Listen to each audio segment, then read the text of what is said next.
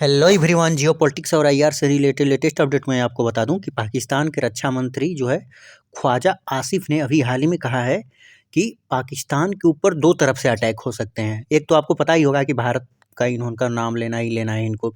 और दूसरा इन्होंने कहा कि अफगानिस्तान की तरफ से भी, यानी भारत और अफगानिस्तान दोनों सेम सिचुएशन में पाकिस्तान के लिए आ गए हैं और पाकिस्तान जो है ट्रू फ्रंट वार जो है झेल सकता है। जी हाँ, और इन्होंने यह गीदड़ भभकी भी दी है कि आप अगर पाकिस्तान की एयरफोर्स जो है पूरी तरह से तैयार है, उन्होंने कहा है, और वो जब चाहे तब जो है अफगानिस्तान के ऊपर बॉम्बिंग कर सकते हैं। मैं आपको बता दूं कि कुछ दिन पहले पाकिस्तान ने जो है निहत्थे लोगों पे, आतंकवादियों को मारने के बहाने से ही निहत्थे लोगों पर अफगानिस्तान के ऊपर बॉम्बिंग की थी और कई जो है मासूम और निहत्थे लोगों को मार डाला था। और उसमें मैं आपको बता दूं कि एक अफगानिस्तान का क्रिकेटर भी था, युवा क्रिकेटर था, अभी नया नया, उसको भी इन्होंने जो है अपने हमले में जो है एयर स्ट्राइक में जो है मार दिया था।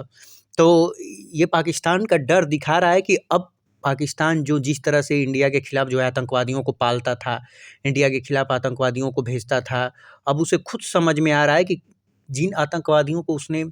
ने सांप की तरह दूध पिलाया। मुझे एक हिलेरी क्लिंटन, जो कि अमेरिका की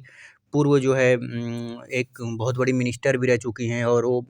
बहुत जगह पे रिप्रेजेंट कर चुकी हैं यूएसए को, उन्होंने कहा था कि अगर आप अपने बैकयार्ड में सांप को पालेंगे तो एक दिन वो आपको ज़रूर काटेगा।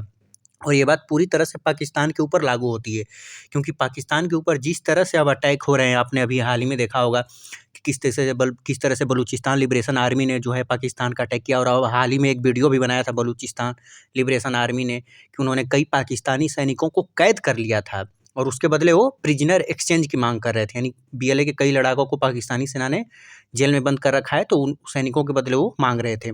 यहाँ तक कि पाकिस्तान की आर्मी ने जो है अपने ही सैनिकों को कह दिया कि हमारे सैनिक नहीं है, जो बीएलए के कब्जे में है। ठीक उसी तरह जिस तरह से कारगिल में घुसपैठ के बाद भारत ने मारा था और उनके लाश को ले जाने के लिए कहा था, तो उन्होंने कह दिया कि हमारे सैनिक नहीं है। तो इससे खराब कुछ भी एक सैनिक के लिए नहीं हो सकता है। तो खैर, ख्वाजा आसिफ का डर ये जायज़ भी है, क्योंकि अब पाकिस्तान को समझ में आ रहा है कि जो चीज़ें उसने